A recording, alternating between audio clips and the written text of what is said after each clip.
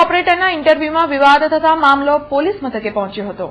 મુંબઈના મીરા રોડ પર આવેલ શ્રીનાથ સફર દ્વારા આજે વડોદરામાં ટૂર ઓપરેટરની પોસ્ટ સાથે અન્ય પોસ્ટ માટે ઇન્ટરવ્યુ લેવાયા હતા। આ દરમિયાન ટૂર ઓપરેટરની નિયુક્તિ બદલામાં સિક્યુરિટીના ભાગરૂપે શ્રીનાથ સફરના ડાયરેક્ટરે 3000 માંગ કરતા મિતેશ પ્રિતાણી સહિત યુવકોએ રાવપુરા પોલીસનો સંપર્ક કરી કોઈ ખોટું થતું હોવાની આશંકા વ્યક્ત કરી હતી, જેને પગલે રાવપુરા પોલીસ સ્થળ પર દોડી આવી હતી અને આખો મામલો પોલીસ સ્ટેશન પર પહોંચ્યો હતો।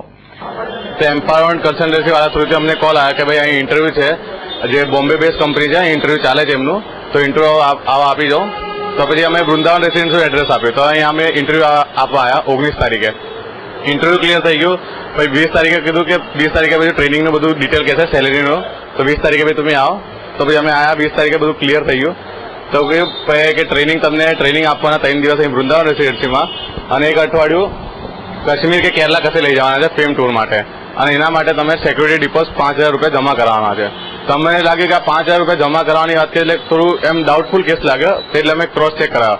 તો બોમ્બેમાં જે મારા અંકલ છે એમના થ્રુ ક્રોસ ચેક કરીને મેં જોયું તો અમને જે બોમ્બેનું એડ્રેસ આપ્યું હતું તે ત્યાં બીજી જ કોઈ કંપની ચાલે છે અને એ 1 મહિનાથી બંધ બી છે, અને આ લોકો કહે છે કે 2004થી અમનું ત્યાં કંપની ઓલરેડી સેટલ છે। હા, એટલે આજે સવારે પછી અમે પોલીસ કેસ, કેમ કે આજે સવારથી ટ્રેનિંગ ચાલુ હતું, તો અમે રંગે હાથ પકડવા માટે મેં એમને સવારે પોલીસ વાળાને મેં ફોન કર્યો। અમે એમ 12 જણ સિલેક્ટ થયા હતા, 12 જણ પાસેથી 3-3000 રૂપિયા, એટલે 5000 રૂપિયાના એક લમસમ અમાઉન્ટ 3000 આપી દો, પછી 2000 પછી આપી દેવું।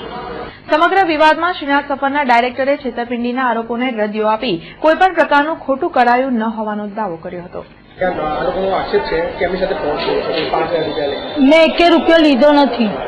મીરા રોડમાંથી 1 મહિનાથી બંધ થઈ ગઈ છે, કેમ કે મારા જ એમ્પ્લોઈઝે અંદરથી બધા ડોક્યુમેન્ટ, જે અમારા રજીસ્ટ્રેશન, અમારું કમ્પ્યુટર, જે પણ અમારું રિલેટેડ છે બધું લઈને વયો ગયો છે।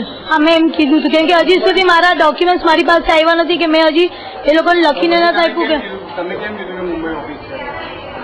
અમારા હજી ડોક્યુમેન્ટ એમાં જ ફસાયેલા છે। હવે ઓફિસમાં કઈ છે નહીં, અમે તપાસ હા, કેમ કે મારા મમ્મીની હોસ્પિટલાઇઝેશન ચાલતી હતી મીરા રોડમાં। બસ અમે કીધું જેમ અમે સિક્યોરિટી તમને આપીએ છીએ જોબની ને સેલરી, એમ અમને સિક્યોરિટી તરીકે 3,000 to 5,000 રૂપીઝ એ તમારા ઉપર જ યુટિલાઇઝ થવાના છે, જેમ કે તમારું ફૂડનો ખર્ચો during the time of training, uniform, અમે યુનિફોર્મમાં 2 ટી-શર્ટ આપીએ છીએ, બાકી જીન્સ અને એ બધું એ લોકો